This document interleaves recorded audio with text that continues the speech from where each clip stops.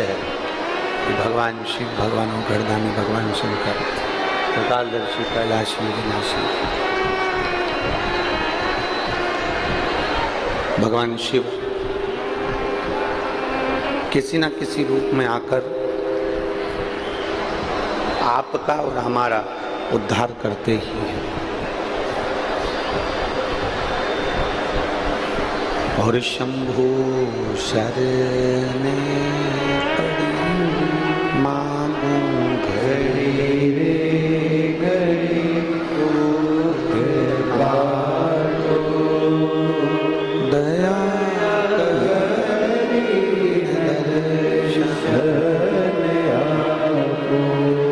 शंभु शरणे पड़ी मांगू घड़ी रे दुख काटो दया न दर्शन आपको।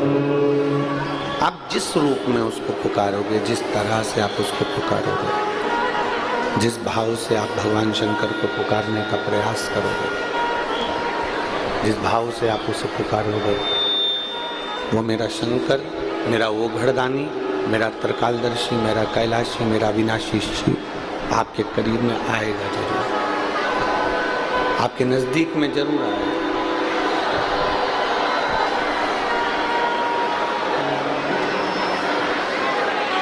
बस शिव जी को पाने के लिए तुम्हारा निर्मल भाव चाहिए। शिव जी को पाने के लिए निर्मल तुम्हारा स्वभाव चाहिए। मेरा ओघड़दानी, मेरा शंकर, मेरा त्रिकालदर्शी, मेरा कैलाशी, मेरा अविनाशी दिखावे से कभी प्रकट नहीं, उसको दिखावा प्रिय लगा ही नहीं। इधर की आवाज बढ़वाओ ना भाई, इधर की आवाज बढ़वाओ।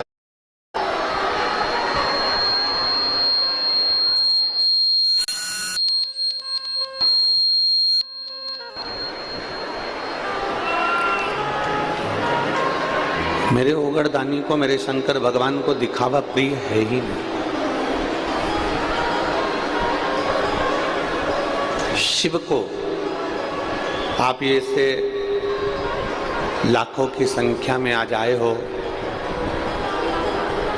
पंडालों के बाहर बैठे हो, पंडालों के अंदर बैठे हो, आस्था चैनल के माध्यम से कथा सुन रहे हो या मोबाइल के माध्यम से कथा सुन रहे हो,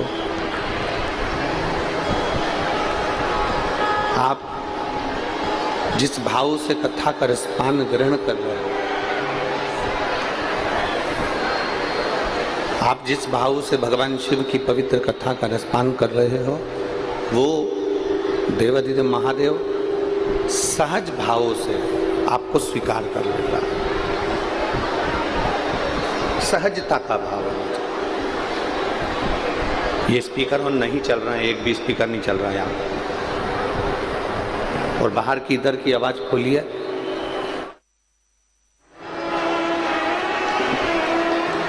भगवान देवाधिदेव महादेव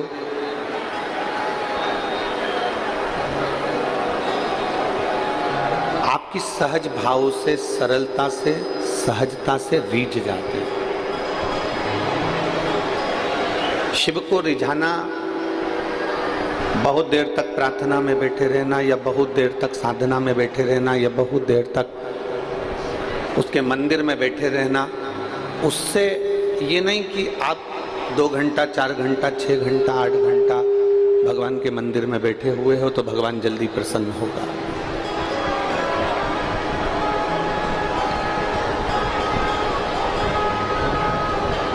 कई लोग ऐसे होते हैं जिन्होंने ये विचार कर लिया कि मंदिर में बैठे रहेंगे तो भगवान जल्दी प्रसन्न होगा। कई लोगों ने ये विचार कर लिया कि हम तीर्थ में जाकर बैठे रहेंगे तो भगवान जल्दी प्रसन्न होगा।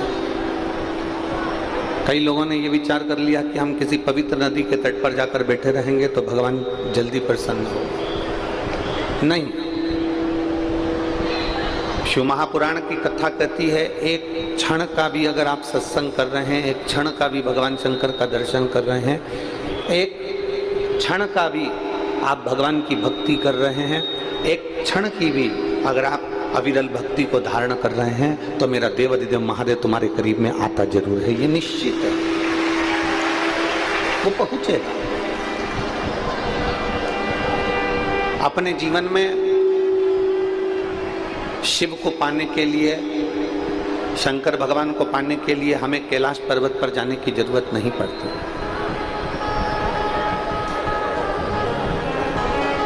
अगर कोई तुमसे कहे कि कैलाश पर्वत पर जाएंगे तो शंकर जी मिल जाएंगे, अगर कोई तुमसे कहे कि हम कैलाश पर्वत पर जाएंगे तो हमें भगवान देवाधिदेव महादेव प्राप्त हो जाएंगे, तो शिव भगवान से, भगवान ओघड़दानी से, भगवान देवाधिदेव महादेव से माता पार्वती जी ने भी अपने मन की बात पूछी।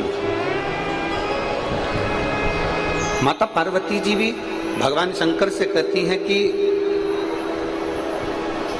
आपका निवास कहां पर है, आप कहां रहते हो? कोई कहता है कि आप कैलाश में निवास करते हो, कोई कहता है आप केदार में निवास करते हो, कोई कहता है आप काशी में निवास करते हो, कोई कहता है आप भीमाशंकर में, कोई कहता है उज्जैनी में, कोई कहता है सोमनाथ में, कोई कहता है नागेश्वर में, कोई कहता है ओमकारेश्वर में, कोई कहता है कि आप कैलाश के निवासी हो, हिमालय और पर्वतों पर निवास करते हो, आप प्रयाग में रहते हो, आप हरिद्वार में रहते हो।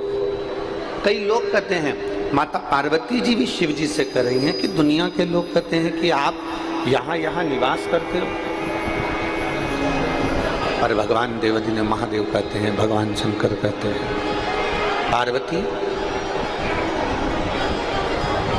अगर तुम पूछ रही हो कि मेरा निवास कहाँ है, अगर तुम पूछ रही हो कि मैं कहाँ रहता हूं, तो देवाधिदेव महादेव कहते हैं, पार्वती मैं उस भक्त के हृदय में सदा निवास करता हूं जो दुनिया के लोगों का दुख मिटाने का कार्य करता हो और कहीं ना कहीं किसी ना किसी की सहायता करता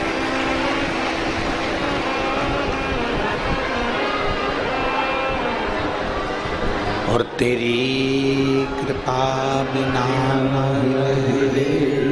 एक भी अणु लेते हैं श्वास, तेरी कृपा से बखान क्या करूं मैं, राखों के ढेर का चपटी भभूत में खजाना कुबेर का। हे गंगाधार मुक्तिवार ओंकार तू, भोले ओंकार तू, आयो शरण दिया शंभुकार तू। शिव कह रहे हैं, भगवान ओघड़दानी कह रहे हैं, भगवान शंकर कह रहे हैं, मेरा निवास के हृदय में होता। गला पकड़ रहा है, बहुत खींच के बोलना पड़ रहा है। मेरा निवास उस भक्त के हृदय में होता है जो सदा दुनिया के लोगों के लिए, दूसरे के लिए सहयोग की भावना रखता हो।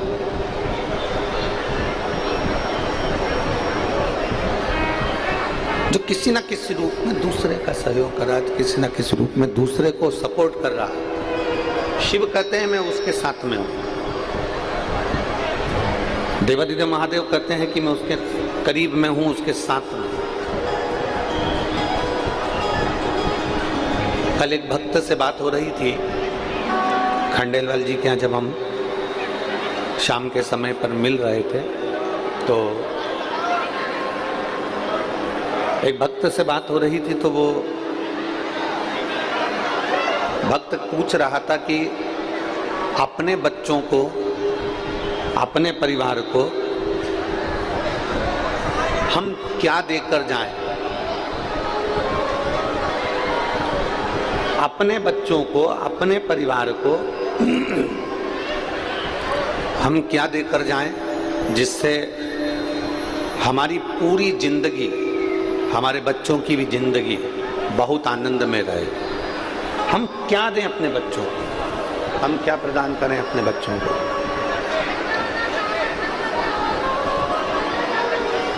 हम अपने बच्चों को दें तो दे क्या? भगवान देवादिदेव महादेव का चरित्र कर रहा है, भगवान शंकर की कथा कर रहा है।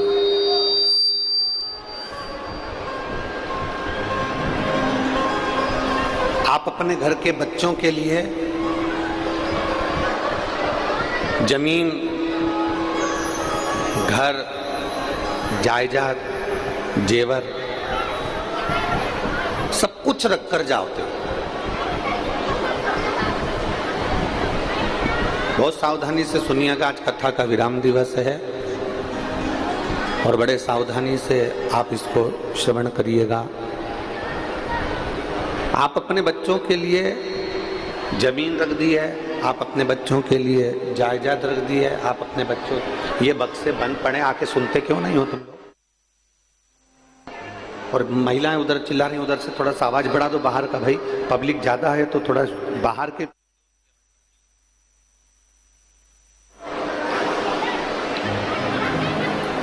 अपने घर के बच्चों के लिए जमीन, अपने घर के बच्चों के लिए जायदाद, अपने घर के बच्चों के लिए जेवर, अपने घर के बच्चों के लिए गाड़ी बंगला, हम सब कुछ रख कर जाते हैं।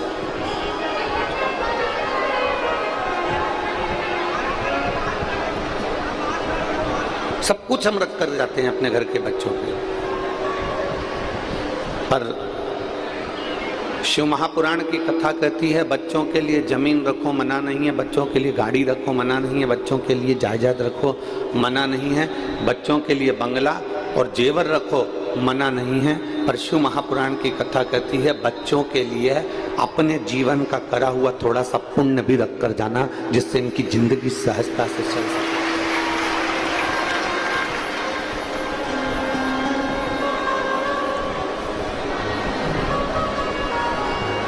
जिससे इनका जीवन सहजता से चल सके। थोड़ा पुण्य इकट्ठा कर, थोड़ा सा पुण्य एकत्रित कर इन बच्चों के लिए रखकर जाना है। थोड़ा सा पुण्य इन बच्चों के लिए होना जरूरी है। उसका कारण, जमीन छोड़ गए, जायदाद छोड़ गए, गाड़ी छोड़ गए, बंगला छोड़ गए,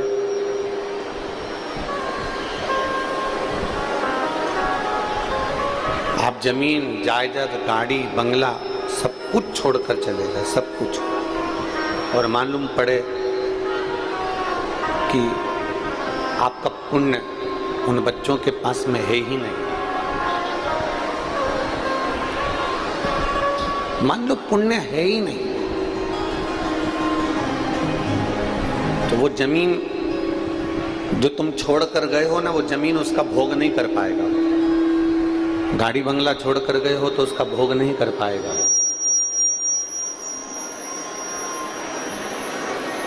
जो भी तुमने छोड़ा है, जो भी तुमने रखा है, उसका वो भोग नहीं कर सकता अगर उसके पास में पुण्य नहीं है तो।